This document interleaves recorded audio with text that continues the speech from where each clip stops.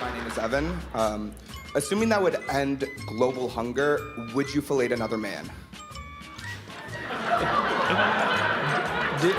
Dare I ask him to repeat? Well, actually, so I do have an answer to this. All right, I actually think it is better that the Yaley answer this. You know, there's a line in American Psycho about that Yale thing. I think that's what our questioner is alluding to. Like a typical left-wing undergraduate, you are engaging in consequentialist ethics. You are attempting to justify flagrantly immoral behavior to achieve a good end. And I tell you, my friend, the ends do not justify the means. Absolutely. Absolutely not. I am curious with that young fellow, if it would solve world hunger, would you vote for Donald Trump? So that happened. Let's break it down. Assuming that would end global hunger, would you fillet another man? The answer to this question is yes, I would blow someone to end world hunger. Plus, it would fill me up. So win-win. Also, can you really blame this dude for asking this question at a place whose logo is a dong with ribbed dongs for hands? Listen, there are no stupid questions, but there are stupid people, and they're on stage. I actually think it is better that the Yaley answer this.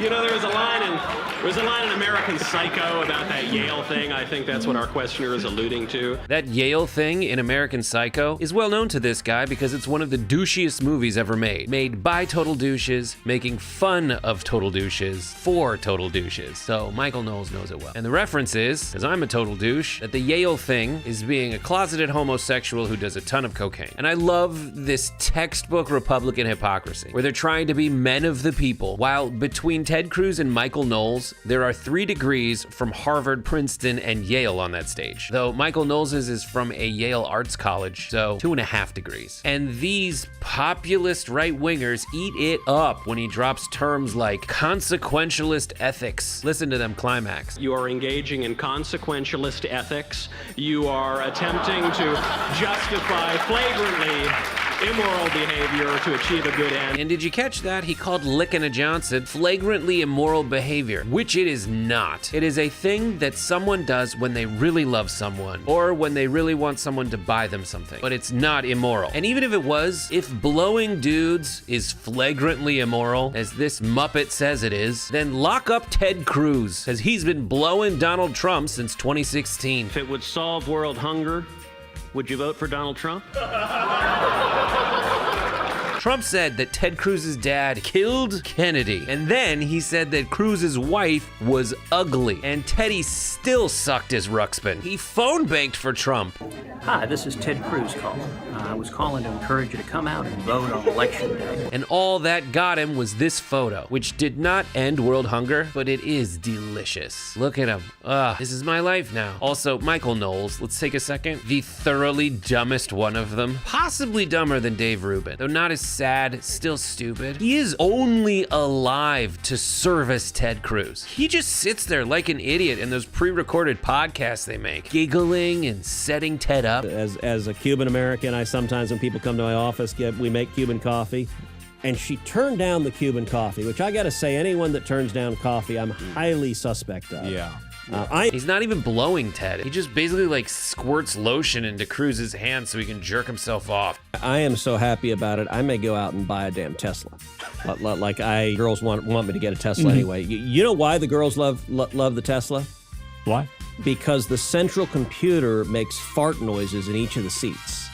And for an 11-year-old and 13-year-old, that is the coolest feature. And I got to admit, as a 51-year-old, that's a pretty cool feature, although I probably shouldn't admit that publicly as I say it into a TV camera.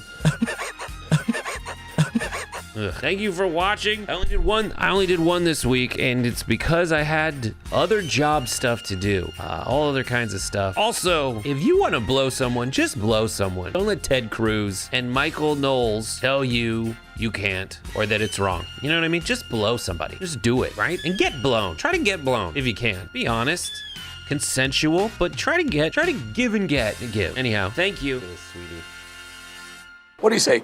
2 beers per week is the recommended allowance? Look, Eric, Tell us about it. it is nuts. Number one, why the hell does Biden have an alcohol czar? We don't need czars in the United States. But number two, what is it with liberals that want to control every damn aspect of your life? And now these idiots have come out and said, drink 2 beers a week. That's their guideline. Well, I got to tell you, if they want us to drink 2 beers a week, frankly, they can kiss my ass. What's up, everybody? Major Retired Richard Ojeda here. And if they want us to drink 2 beers a week, they can kiss my ass. Texas Senator Ted Cruz was drinking beer and talking tough on a recent episode of Newsmax with Eric Bolling. Senator, I brought a beer to drink with you. I'll drink this non-alcoholic beer with you because I'm not allowed to drink on camera, but I'll have a sip in the meantime. Well, look, I got to say, have you ever seen a brand do more damage to itself than Bud Light, which single-handedly seemed to destroy themselves? So I'm glad you're not drinking a Bud Light. Personally, I'm fond of Shiner Bock, which is a good Texas brand. I've been to the Shiner Brewery in Shiner, Texas, and I recommend it, and I promise you this is not alcohol-free beer down here. Since the 1990s, the U.S. has recommended that folks limit their drinking. It's not a new concept. There's health benefits associated with reducing alcohol consumption, not to mention cutting down on alcohol-related driving fatalities. Dr. Koob is not saying anything about taking away your alcohol. This is another concocted falsehood to spread fear and elicit anger. Any type of review for those type of recommendations aren't even on the table until 2025. Bolling led off the piece poking fun at alcohol czar Dr. George Koob, who was discussing Canada's experiment with advising its citizens to consume less alcohol.